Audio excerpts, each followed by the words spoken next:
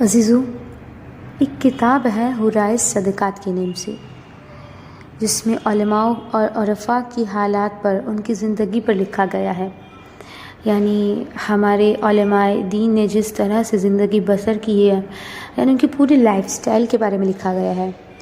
تو اس میں ملتا ہے کہ مرحوم آیت اللہ قاضی طباطبائی کے متعلق یہ بات ملتی ہے، اور یہ وہ عالم دین ہے کہ جن کے بارے میں نے اس سے پہلے کے درس میں بتایا تھا کہ جنہوں نے 40 سال تک، جن کو کچھ کچھ ان پر مکاشفہ نہیں ہوا تھا، اور 40 سال کے بعد ان پر علم کے در کھلے تھے. تو اس سے پہلے کی کلپ میں نے یہ بتا دیا تھا.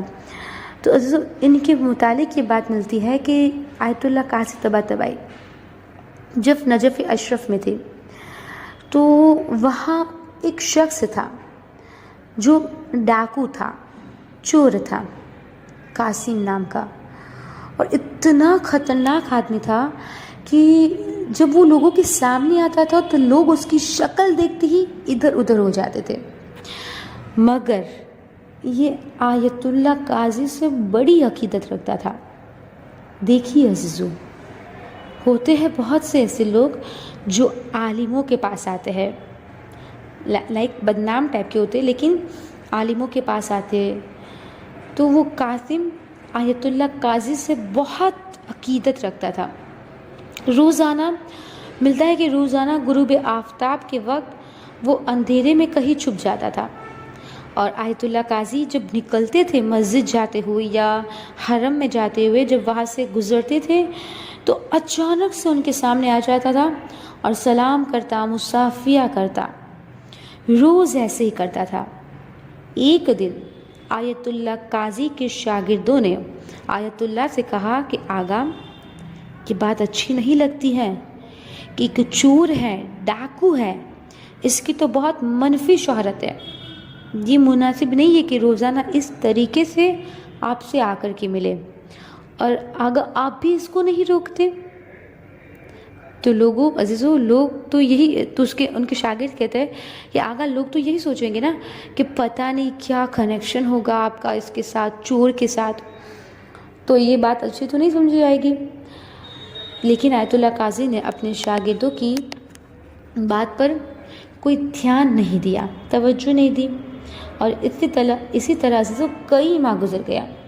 یہ آتا تھا ایک دم سے کہیں سے نکل کے اور مصافحہ کر کے سلام کرتا اور پھر چلا جاتا تھا.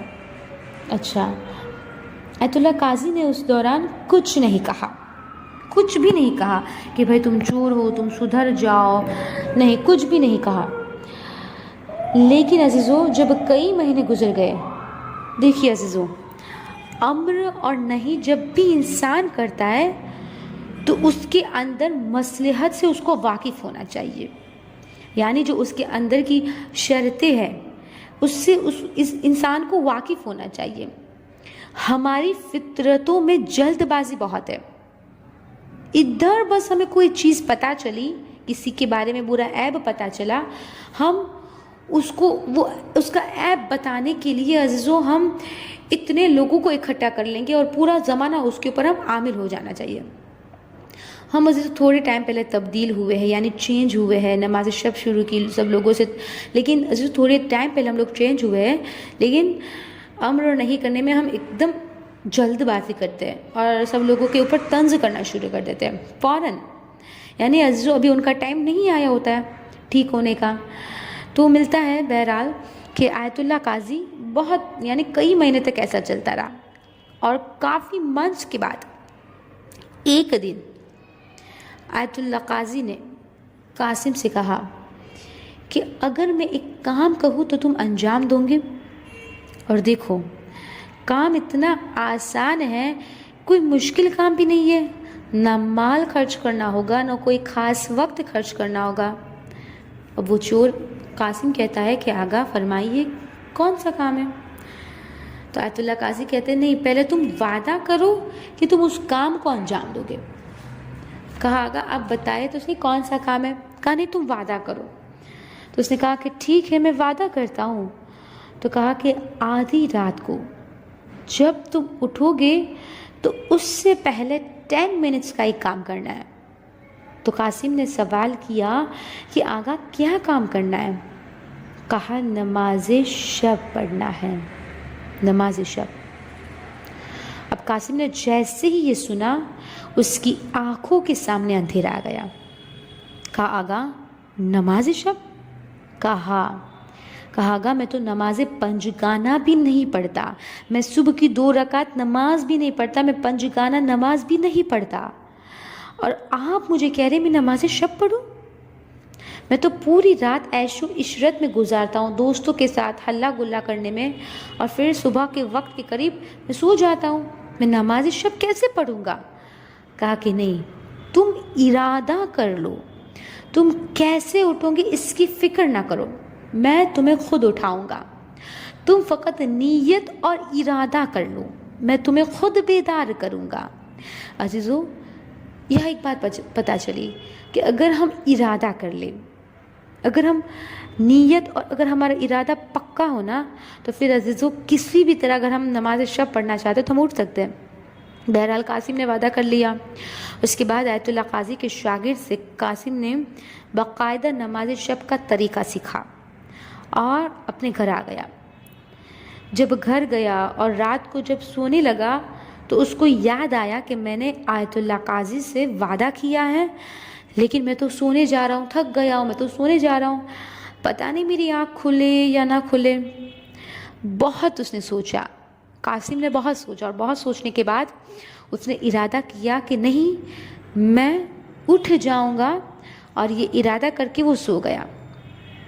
اچانک ایسا ہوا کہ نماز شب کے وقت جب قریب آیا تو خود بخود اس کی آنکھ کھل گئی، اور عزیزو ایسا لگا کہ جیسے اسے کسی نے باقاعدہ آواز دے کے اس کو اٹھایا ہو، اور جب وہ بیدار ہوا تو اسے ایک بہترین حالات کا احساس ہوا، بہترین حالت کا، ایک عجیب سی خوشی محسوس ہوئی۔ عزیزو، بعض لوگ نماز شب کے وقت اٹھتے تو ہیں لیکن تھکن اور عجیب سی کیفیت ہوتی ہے، یعنی نیند میں ہوتے ہیں، لیکن قاسم جب اٹھا تو اندھیری رات تھی، 14ویں کا چاند چمک رہا تھا، اور جب یہ اپنے حوض میں وضو کے لیے آیا تو اس حوض کے اندر، اس پانی کے اندر اس کو اپنا عکس نظر آیا۔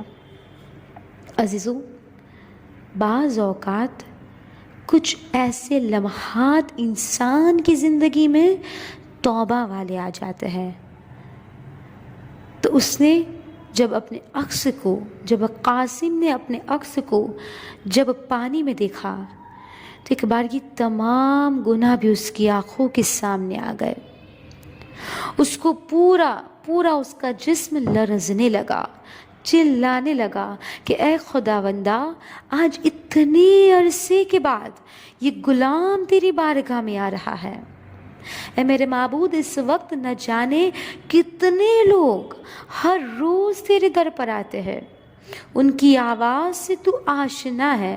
یہ کون کہہ رہا ہے؟ قاسم کہہ رہے ہیں، کہتے ہیں پروردگارا، ان کی آواز سے تو آشنا ہے، ان کی آوازوں کو تو ملائکہ بھی پہچانتے ہوگے، لیکن میں تو بڑا بدنصیب ہوں، ملائکہ میری آواز سے آشنا نہیں ہے، کوئی مجھے پہچانتا نہیں ہے، لیکن تجھے صالحین اور ان افراد کا واسطہ جو اس وقت بیدار ہے۔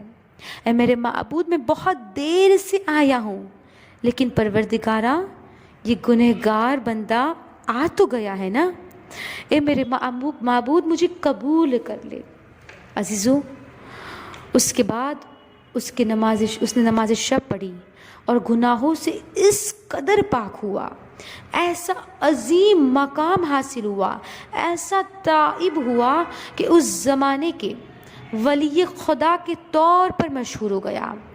حتیٰ عزیزو ملتا ہے کہ جو بیمار افراد ہوتے تھے وہ اس کا جھوٹا پانی لے کر جاتے تھے اور اسے شفا یابی حاصل ہوتی تھی۔